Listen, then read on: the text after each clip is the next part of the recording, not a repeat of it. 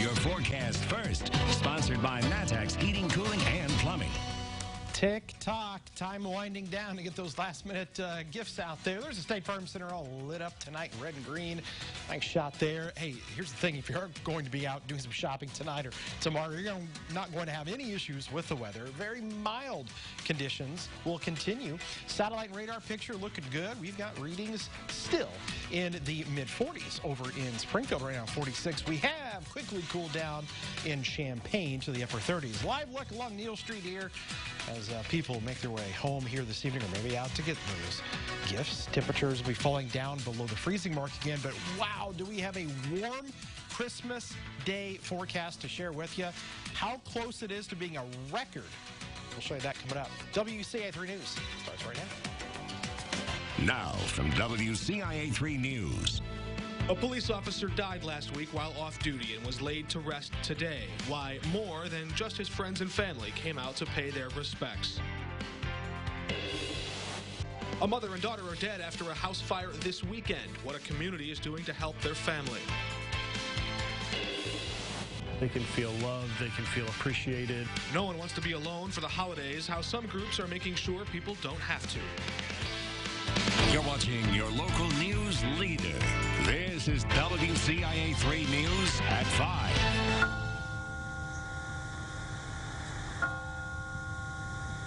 Those bells ring in honor of fallen Phoenix police officer Blake Newman. The Clinton native died in a motorcycle crash last week while off duty. Good evening. I'm Mark Maxwell. Paul and Jennifer are off tonight. WCIA 3's Karina Rubio is with us now. Karina, people in Clinton were mourning the loss of that officer today. That's right. Mark Newman was originally from there. He was a 2013 Clinton High School graduate, and today the 25-year-old was laid to rest in his hometown. The services started with a mass at First Christian Church, followed by countless cars in procession to Oak Park Cemetery. Family, friends, and police from all over the state gathered in his honor. Newman's fellow Phoenix officers also made the trip and were joined by Marines. Before the police force, Newman was also a Marine for 5 years. He joined the Phoenix Police Department just a year and a half ago in June 2018. Mark? Karina, thanks. Officer Newman comes from a family of first responders, including his grandfather, who was a police officer there in Clinton. We now know the name of the 25-year-old man who died in a house fire Saturday night in Tilton. The Vermilion County coroner says James Swank died from smoke inhalation after a fire broke out around 10 o'clock at a home on West 4th Street. The fire chief says no one else was hurt. The cause of the fire and further details are under investigation. People in Champaign are coming together for a family that lost 2 people in a fire on Saturday. A tragic story there. WCIA 3's Courtney Bunting joins us now. Courtney, what are people doing to help out? Yeah, Mark, well, they're collecting donations for the family because they lost everything in that fire. It was Saturday night on Sherwood Court near Sherwood Terrace. Leslie Gill and her daughter, Kijiana Edwards, were both killed. 3 of Leslie's sons, a 7-year-old, and 2 adults all lived in that home, too. They lost everything in the fire as well. The Champaign Fire Department is asking people to give what they can. People living nearby say it's important to give any time of year, but especially with a loss like this around Christmas.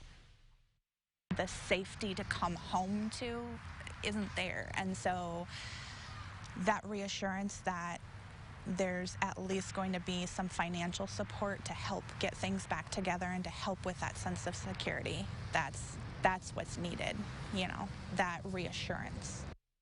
The fire department says there's been a tremendous outreach from the community of donations collected so far. And fire crews are still looking into the exact cause of that fire. Coming up at 6, you'll hear from the boyfriend of the woman who died.